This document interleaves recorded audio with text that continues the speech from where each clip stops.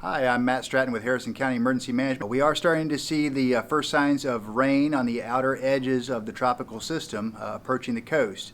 And with that, we're asking everyone to be mindful of this situation and to take the appropriate actions. We are currently under a tropical storm warning. We're also expecting a coastal flood warning and for the winds to be picking up as the day goes on. Gusts of 40 miles an hour are expected, and coastal flooding with the storm surge in the 2 to 3 foot range is expected regions. But the main concern is really the intense rainfall and the flooding. And so we're really emphasizing to people that they need to finish their storm prepping because time is running short. The rain is going to be getting heavier as the day goes on. Winds will be picking up tonight, and that storm surge will be coming up tonight as well. And so if you haven't already gotten sandbags and you need some, go on out to Road Department, Public Works for the county or the city, and you can get what you need there for the sandbags. It is self-service, so that is something you might want to bring a shovel if you need that. We're also asking people to, with the potential for flash flood this evening, we are under the flash flood watch. The roads are likely going to become affected as the night goes on, and so if you don't have to be on the roads, really recommend that you not get out there. Try to limit your travel if at all possible. Obviously, slow down to accommodate the lower visibilities that we're expecting. Leave increased stopping distance. Make sure you allow more time to travel so that you can go slower. And really just, if you do encounter water on the roadways, we want everybody to turn around, don't drown. Don't go into water that you can't see the bottom of, and avoid that. Just take another route and get there safely. As the night progresses, we get into tomorrow. If there is any flooding or damage, please report that to emergency management so we can collect that information and make sure that people can assess the damages later on. We'll be monitoring the situation throughout the day. Contact the EOC if you have any questions or concerns. What's the timeline right now? What are you looking at? When do you expect the peak of the winds and in addition to that, let's talk about flooding. But first, what's the winds? Sure.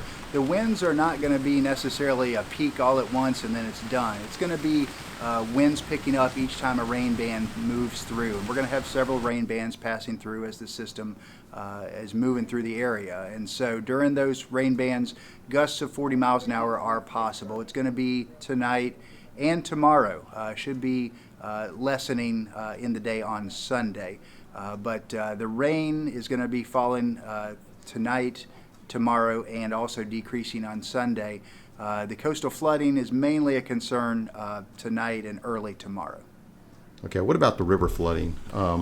Everybody's familiar that anytime we have a system come through, do you expect roads to be closing and those kind of things? Yes, our road department has already pre-staged a lot of the barricades, and they are ready to be to put into place when needed. We are expecting flooding to be a consideration. Certainly areas that do tend to flood during river flooding are a concern. And so, I would say the road closures are likely tonight, especially in the areas that tend to flood during these rain events. Do you happen to know the locations of sandbags where they've placed the bags in the sand at this point? Do you know some of the specific places? Right. Self-serve sandbags are available at each of the 5 work centers for Harrison County. We've got 2 locations on the beach as well, at Courthouse Road and at Long Beach Harbor. And the cities, a lot of them have locations as well, and people just have to check with their city public works department on those locations. All right. When you talk about report damage, what kind of damage are you asking people to report to you when you're looking at damage? Right. So with the gust of 40 miles an hour, wind damage is probably not very likely, but if there is any wind damage that needs to be reported to roofs or structures, that sort of thing, we would be interested in that. For this event, with water being the primary concern, flooding needs to be reported. And so if any flood waters come into a home or business, or it affects your property in some way, go ahead and report that to us as well, and we can capture that information. Yeah, any flood waters coming into a home or business, absolutely, we want to know about that. And what do you do with that information? So we take all of the information that's reported to us by our residents, by the cities, and the other partners that we have. We then compile that so that we know the affected areas and we can focus resources on those. We also share the information with the state of Mississippi for their awareness and to help with resource requests as well. All right, and what are some contact numbers, or how do we get a hold of the EMA for Harrison County? Sure. So our main number at EMA is going to be 865-4002, and from that line we can then get you linked up with the appropriate department or resource depending on what the situation requires.